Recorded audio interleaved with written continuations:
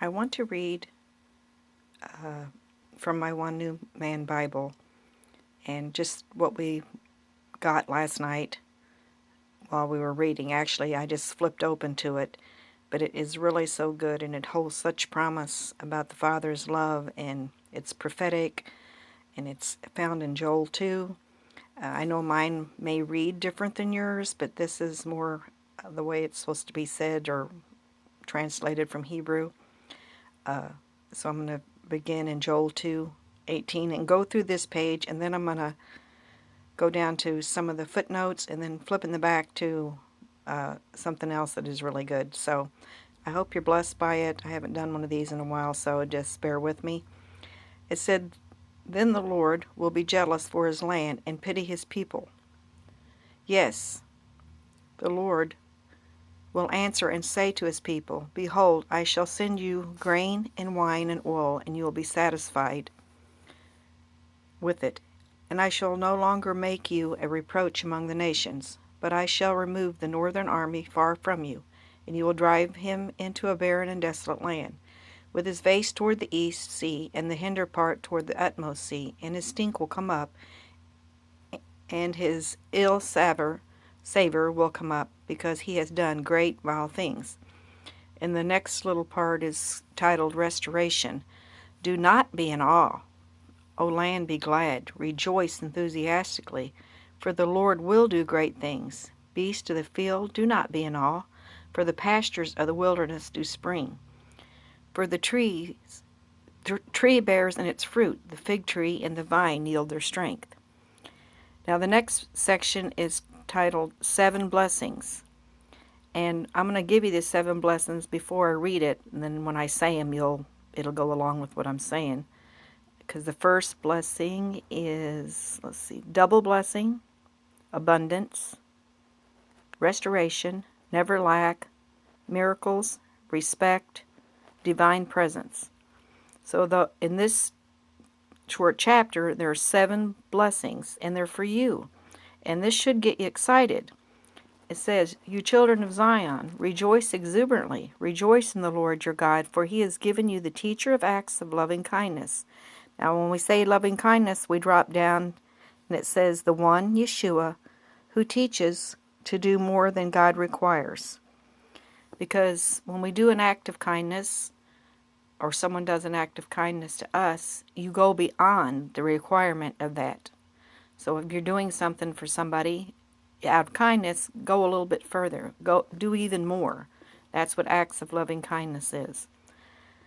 So, you, the teacher of acts of loving kindness, and I, the teacher, will cause the rain to come down for you, the former rain and the latter rain, as at the first, double blessing.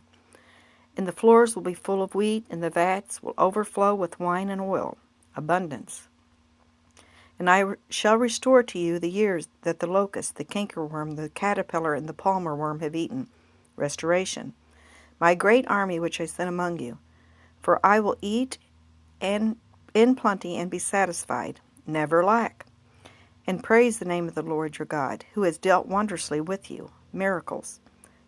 And my people will never be ashamed, respect. And you will know that I am in the midst of Israel, divine presence, and I am the Lord your God, and no one else is, and my people will never be ashamed. That little short chapter right there is shouting grounds. Then it says in 3, the Holy Spirit will be poured out, and it will be afterward that I will pour out my Spirit upon all flesh. And below it says, this blessing includes your entire family. And your sons and your daughters will prophesy, and your old men will dream dreams. Your young men will see visions. And I shall pour out my Spirit upon the servants and upon the handmaidens in those days. And I shall show wonders in the heavens and in the earth, blood and fire and pillars of smoke.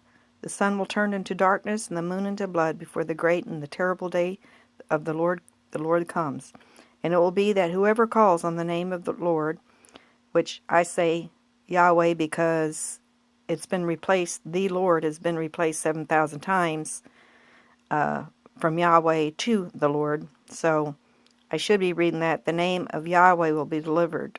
For deliverance will be in Mount Zion, and Jerusalem, as Yahweh has said, and the remnant who Yahweh will call.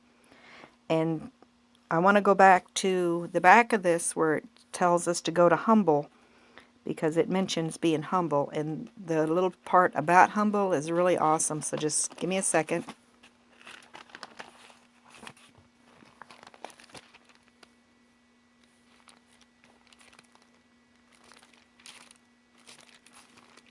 Because oftentimes we get the wrong idea of what humble really means. And this explains it really good. I know I should have typed it all out, but it's kind of hard to do it. Might not even listen to this, but I hope you do. Almost there.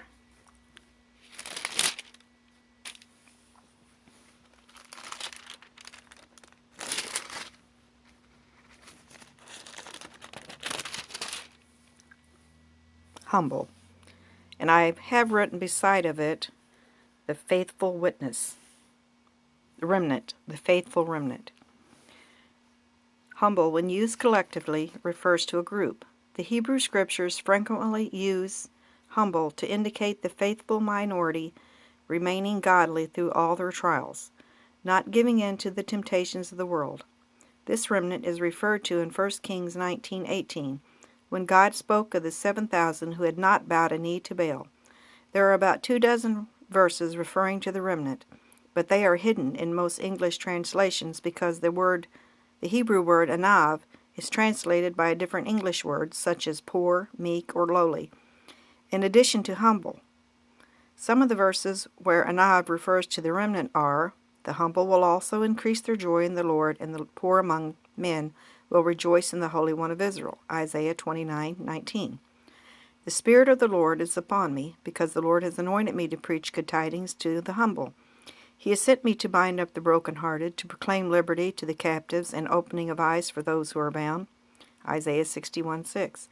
Seek Yahweh, all you humble of the earth, who have worked his judgment. Seek righteousness, seek humility. It may be you will be hidden on the day of Yahweh's anger. He will guide the humble in judgment, and he will teach the humble his way. Psalms 25:9. But the humble will inherit the earth, Matthew 5:5, and will delight themselves in the abundance of shalom, Psalms 37:11. When God rose to judgment to save all the humble of the earth, Selah, Psalm 76:10. Surely he scorns the scorner, but he gives grace to the humble, Proverbs 3:34. And I have written beside that, the repentant.